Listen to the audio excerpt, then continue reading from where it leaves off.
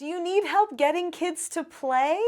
Well, in this video, we're talking about the unstructured play approach. I'm Nicholeen Peck, and I teach parenting, good communication, how to build strong family bonds, child development, and education all over the world through the lens of the principle self-government. And in this video, we're talking about unstructured play.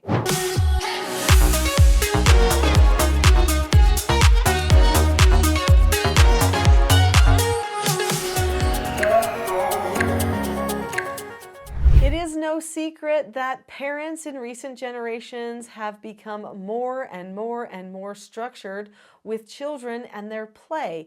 In fact, we have a lot of convenient things helping us to be even more structured. I think we've taken some of the data on children needing structure to an unhealthy level. So in this video, we're going to talk about structure versus not structure, and we're going to talk about why children need unstructured play and what you can do to create some good unstructured play. I was raised playing in a field behind my house. Yes, there were some bad things that happened in the field. I'm not going to lie. There were some bad magazines that were found, some pornographic things. There were children who were mean to each other. There were children who hit each other and who fought. Most of the time there wasn't bullying though. Most of the time what happened was we would get an idea in our heads about building a clubhouse or about creating some sort of track for our bikes and digging a hole and, doing some sort of cool secret thing that nobody knew about. In fact, often what happened was we would start creating a track for our bikes because we were going to create a racetrack. And then what would happen is we would see this tree and it was in the way of our racetrack. And this tree was a Russian olive tree and it had big long spikes on it. And we didn't want the spikes to get the tires for our bike if we got too close to the tree. So then we decided we would take all of the spikes off of the tree. And sometimes we would get poked and we would bleed and we would go through this process of trying to de-spike the tree that we were going to go around instead of just making a path in another direction. But this is the type of things that children do when they play in unstructured ways. They don't even always stick to the plan and completely succeed at something. Now, parents love check-off lists. They love to see that their child has accomplished something, that they have learned something. And so they like all the play to lead to learning. Here's the deal. All play leads to learning anyway. It's just what lesson you want them to learn. So when you do unstructured play, you may not get to the place you thought you were going to get to when you started the unstructured play.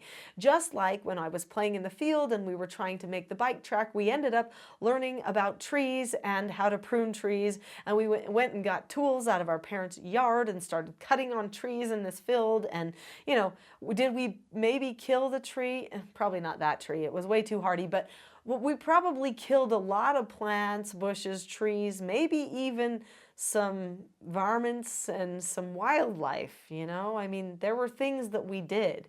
We caught frogs, they got killed, people pulled their legs off, and we did little frog Olympics with our frogs that we had raised from pollywogs, and we'd lose them, and then we'd find them dehydrated somewhere, and yeah, this was all part of our unstructured play. It was a little bit destructive. I think people really worry about things like children hurting animals a lot and children doing something that could appear at all violent or destructive, and so they start to control what happens with the play. And that's really too bad because I'll tell you what, I had deep sorrow. I had fights with my brother and his friend over them pulling the frog's legs off. My frog legs off, And then when I had a friend who was supposed to tend my frogs and they forgot to put water in the bucket with the frogs and then the frogs became dehydrated, that also made me sad. And when I found a frog dehydrated underneath a desk in my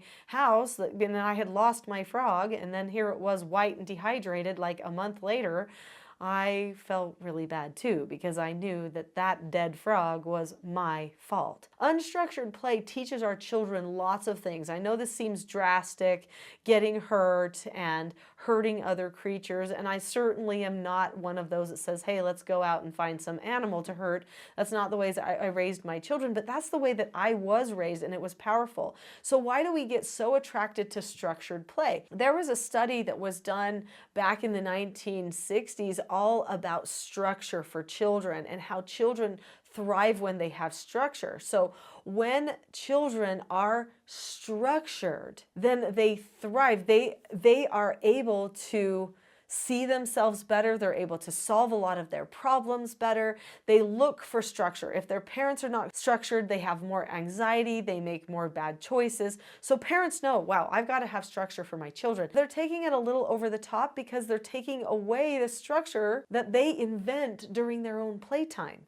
Children also need to find some of their own structure in play by learning cause and effect and having some things go wrong sometimes.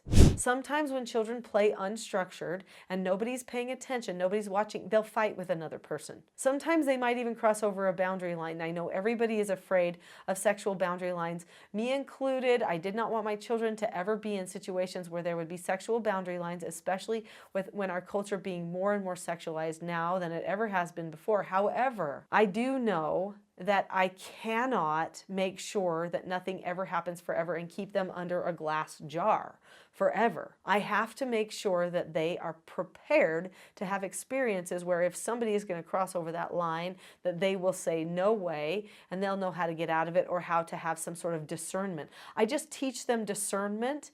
I keep them away from stuff I know is for sure going to be a problem, but otherwise give them some of those wings to fly a little bit. Now, when the movement came out for what they called free range parenting, I have to honestly say I was like, yes and no. And I'm still to this day going to say yes and no. It is good for children to learn how to be out in the world and be confident and get on a bus by themselves. I remember my mom saying, oh, you want to go see your grandma downtown in that rest home? You know, your great grandma, and oh, you're only like 10? Okay, well, you can get on a bus and you can go, you know, a whole 45 minutes from home on a bus and hopefully find the place where grandma is and stuff like that. And you can figure out the bus routes. She let me do that. Now, in this day and age, would I set a 10-year-old on a bus? Not likely, because people are not used to children being unsupervised, and there are a lot of creepers because of that. But are there other things that I am going to allow my child to do? Am I going to allow them to chop wood with an axe? Am I going to suggest that they go hiking and go off into the distance where no one can even see them for a bit and then figure out how to get back? Yeah, I am. Those types of things are all going to be things I'm going to consider very healthy. I'm going to say, hey, how about you go and play with your friends and do something, you know, something that seems interesting to you. And if they're going to make jumps and they're going to fall on their bike and hurt themselves, then oh well, you know, so it is. I mean, they learn that way. They break their arm by walking on the edge of the trampoline, then they do. That happened. I'm not going to micromanage every single thing with the trampoline. I'm going to give them a few guidelines and then they're going to learn for themselves. Anyway, I do think that guidelines need to be there. I do think that sometimes a parent needs to be there to coach a child through it a few times before the child's totally ready. So I'm not going to throw them out in the dark on everything as a free range parent might do, but I am going to give them a lot of those same opportunities. I'm just going to make sure that I do a little bit of teaching ahead of time to make sure that they can discern and that they're ready. People do learn a lot even when they're not ready, getting thrown into a circumstance, and they're going to rely upon their experiences, such as, okay, what does my parent do in this circumstance? Have I paid attention to that in this circumstance? Would they ask someone? I mean, they can troubleshoot sometimes, so I'm not going to give them every answer to everything because that takes away the beauty of the unstructured play. So there's unstructured work, unstructured experiences, and unstructured play. I consider all of that to be unstructured play because truly every learning opportunity for a child can be considered play. Oftentimes, building the clubhouse, which is the project of the whole thing, which is the work, and playing in it is supposed to be the play, is actually the best part for the child. They hardly ever play in it. The fun part was building it. So that work is actually their unstructured play. There are a lot of things that you can do to nurture and instill unstructured play in the hearts of your children so that you don't have to be focused on giving them every single idea. You can create some cultural changes that lead to unstructured play for them. So create a culture in your family, in your home, and in your neighborhood with friends and other parents where you allow the children to be daring. You allow them to be a little bit dangerous. I remember there was a book I bought back in the day called The Daring Book for Girls and a book called The Dangerous Book for Boys, and we would pull ideas out of that, and my children, when they didn't know what to do, would go say, I want to be dangerous. I remember my daughter saying to me one time, Mom, I just want to do something rebellious. What can I do that would be rebellious? Kind of ironic that she was asking me the question. But anyway, she wanted to try to do something that she wouldn't normally do. They want to test. They want to be creative. They want to invent. Have a culture where all of those things happen. This means that some of the things they do will not be perfect at first. You will take a picture of them and you will say, that's actually one of the ugliest pictures of an artwork that I've ever taken, but I'm keeping it forever because they did it. And the fact that they did it is what I am proud of. It's not the fact that it looks better than what everybody else did, you know? So keep that in mind as you're helping to develop that culture where unstructured play and work and experiences can happen. Now I have some ideas for you for unstructured play. And I just decided that since I have so many of those ideas that I am going to give you a whole separate video for ideas for your unstructured play. That video, which I highly recommend you going to next, is called 10 Ways to Create Opportunities for Unstructured Play. Click on the link to that video now and I will share with you 10 things that you can do to get your child more interested in unstructured play.